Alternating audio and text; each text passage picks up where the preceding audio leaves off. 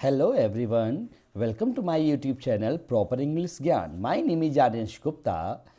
मैं आपको यहाँ टेंस की एक सीरीज पढ़ा रहा हूँ जिसमें मैं आपको टेंस के बारे में बता चुका हूँ, प्रेजेंट इंडेफिनिट टेंस के बारे में बता चुका हूँ, प्रेजेंट कॉन्टिन्यूअस टेंस के बारे में बता चुका हूँ, प्रेजेंट परफेक्ट टेंस के बारे में बता चुका हूँ और आज हम लोग नेक्स्ट टेंस को पढ़ने जा रहे हैं, प्रेजेंट परफेक्ट कॉन्टिन्यूअस। आज किसको पढ़ने जा रहे हैं? प्रेजेंट परफेक्ट कॉन्टिन्यूअस टेंस को।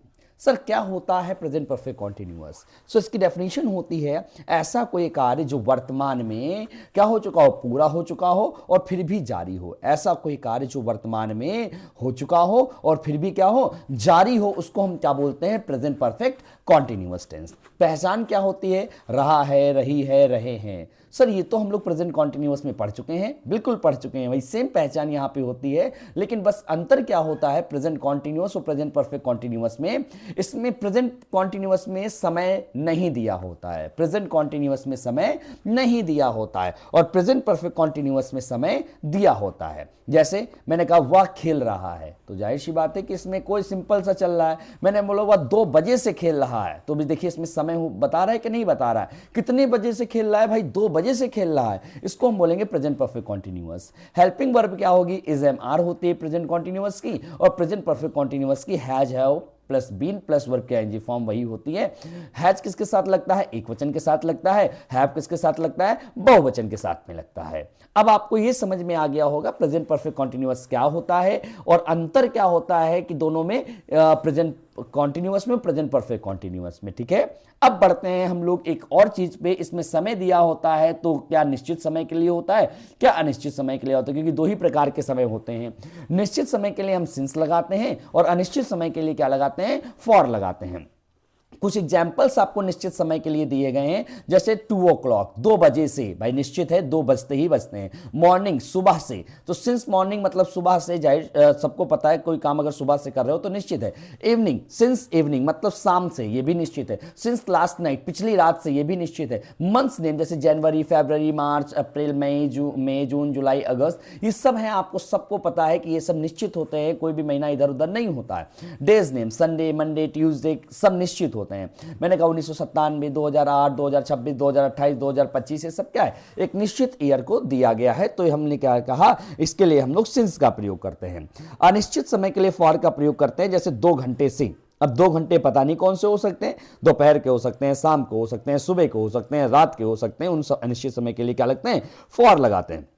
मैंने कहा 15 दिन से, अब 15 दिन पता नहीं कौन से 15 दिन होते हैं, सुबह शाम दोपहर, मतलब कि आज से लगा लो, चाहे 15 दिन बाद हो गया, जनवरी के, फरवरी के, मार्च के, किसी के भी लगा लो, 15 दिन हो सकते हैं। अ लॉन्ग टाइम बहुत समय से, अ लॉन्ग पीरियड हो गया, सम टाइम मतलब कुछ समय से। इन सभी चीज़ों के लिए क्या लगाते हैं? अनिश्चित समय के लिए हम फॉर लगाते हैं। बहुत सारे बच्चों के कंफ्यूजन होता है, निश्चित समय के लिए क्या लगाते हैं, अनिश्चित समय के लिए क्या लगाते हैं। आई होप आज क्लियर हो गया होगा आपको कि निश्चित और अनिश्चित समय के लिए क्या लगाते हैं। ठीक है, अब हम लोग बढ़ते हैं 1 बाय 1 अपने नियम की ओर पे, रूल की ओर पे, और पढ़ते हैं पॉजिटिव टेंस का रूल क्या होता है।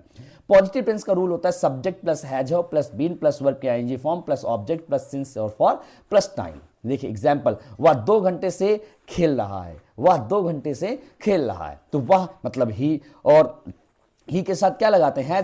हैज लगाते हैं, तो ही हैज बीन, वर्ब के आईएनजी फॉर्म मतलब प्ले में आईएनजी लगा दो, प्लेइंग। 2 घंटे से सिंस या फॉर, भाई 2 घंटा अनिश्चित है तो क्या लगाओगे? For 2 hours. He has been playing for 2 hours. देखिए कितना इजी है। रमेश 1990 से यहां रह रहा है, रमेश यहां 1990 से यहां रह रहा है। रमेश हैज हैव, भाई हैज लगाएंगे। बीन लिविंग, रहना मतलब लिविंग, यहां मतलब हियर। 1990 से निश्चित है, सिंस 1990, सिंस 1990, तो Ramesh has been living here since 1990। I hope आपको समझ में आ गया होगा।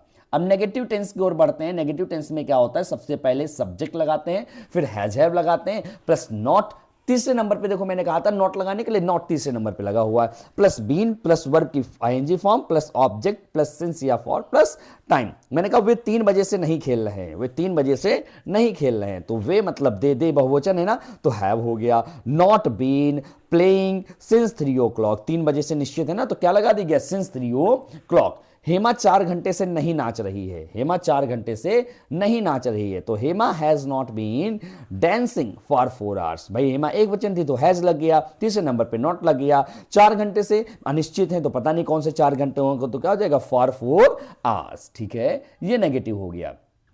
अब बात करते हैं इंटरोगेटिव की। अब किसकी बात करेंगे? इंटरोगेटिव की बात करेंगे। तो सबसे पहले क्या लग जाती है? हमारी हेल्पिंग वर्ब। इंटरोगेटिव में सबसे पहले यही होता है कि हमारी हेल्पिंग वर्ब लग जाती है। तो क्या है helping verb? Has have. Has have plus subject plus been plus verb के ING form plus object plus since या फॉर प्लस टाइम।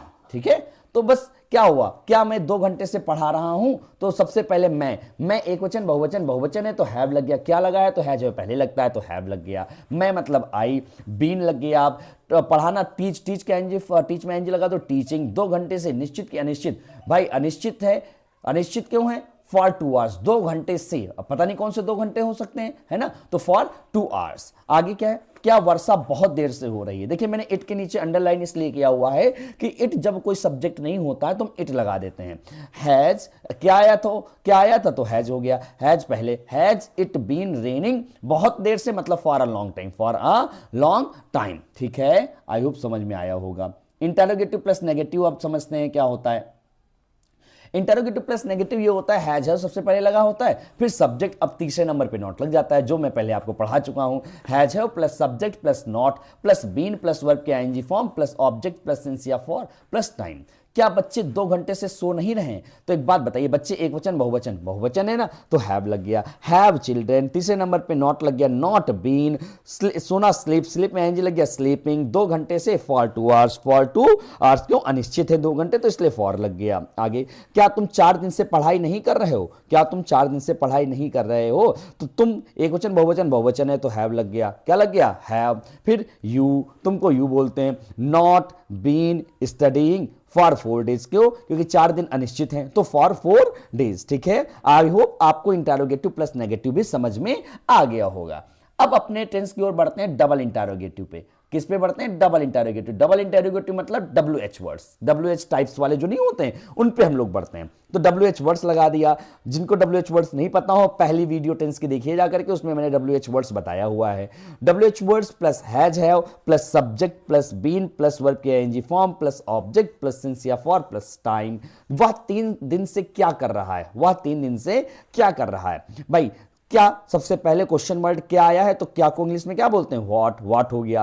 अब व्हाट के बाद में एक बात बताइए हमको, वह एक वचन बहुवचन, एक वचन है तो हैज लग गया। व्हाट एज ही, बीन हो गया। करना, डू में आईएनजी लगा दिया, डूइंग। फॉर 3 दिन से अनिश्चित है तो for 3 days. What has he been doing for 3 days. देखिए कितना ईजी है। आगे, वे 4 बजे से क्या लिख रहे हैं? सबसे पहले क्वेश्चन वर्ड आया, क्या लगा दो। क्या को व्हाट बोलते हैं? व्हाट। वे किसको बोलते हैं? वे माने वे एक वचन बहुवचन, बहुवचन होता है तो हैव लग गया। व्हाट हैव दे। फिर बीन लिखना, राइट में एनजी लगा दो, राइटिंग। 4 बजे से निश्चित है तो क्या लगा देंगे? Since 4 o'clock। क्या लगा देंगे? Since 4 o'clock। तो what have they been writing since 4 o'clock। ठीक है, आगे बढ़ते हैं। डबल इंटरोगेटिव प्लस नेगेटिव पे बढ़ते हैं। डबल इंटरोगेटिव नेगेटिव क्या कहता है? सबसे पहले क्वेश्चन वर्ड मतलब WH words plus has have plus subject plus not. इसमें देखिए नेगेटिव में डबल इंटरोगेटिव जब करते हैं तो नॉट हमारा चौथे नंबर पे आ जाता है। कौन से नंबर पे आ जाता है? चौथे नंबर पे आ जाता है। प्लस बीन प्लस वर्ब के ING form plus object plus since और फॉर प्लस टाइम। ठीक है, वह 3 दिन से स्कूल क्यों नहीं जा रहा है? वह 3 दिन से स्कूल क्यों नहीं जा रहा है? तो सबसे पहले क्यों की अंग्रेजी वाई। वह मतलब एक वचन है तो has. Why has he not been going to school. 3 दिन से अनिश्चित है तो फॉर 3 डेज। क्या हो जाएगा? For 3 days. आगे, तुम 4 बजे से कैसे नहीं बोल रहे हो? तुम 4 बजे से कैसे नहीं बोल रहे हो? तो क्या हो जाएगा? कैसे को हाउ। फिर तुम बहुवचन है तो have. How have you not been. बोलना मतलब टेलिंग। क्या हो गया? टेल क्यों आईएनजी लग गया? टेलिंग। 4 बजे से सिंस 4 o'clock, सिंस 4 o'clock। भाई निश्चित था। ठीक है, तो ये हमारा प्रेजेंट परफेक्ट कॉन्टिन्यूअस टेंस था। अब आपके लिए घर पे का वर्क यही है, आप घर पे पूरा का पूरा जो भी मैंने प्रेजेंट टेंस पढ़ाया हुआ है, आज प्रेजेंट टेंस हमारा कंप्लीट होता है। प्रेजेंट टेंस में क्या क्या कंप्लीट हो गया? प्रेजेंट इंडेफिनिट कंप्लीट हो गया हमारा, present indefinite, present continuous, present perfect और उसके बाद में प्रेजेंट परफेक्ट कॉन्टिन्यूअस भी आज कंप्लीट हो गया। मतलब प्रेजेंट के हमने चारों क्या हो गए, प्रेजेंट के चारों हमारे यहाँ सेंटेंस कंप्लीट हो चुके हैं। तो आप लोग पूरा का पूरा रिवीजन करिए, पूरा का पूरा ये सारी चीजें आज आप लोग क्या करेंगे, रिवीजन करेंगे सारे टेंसेस, और फिर हम लोग स्टार्ट करेंगे कल से पास्ट टेंस।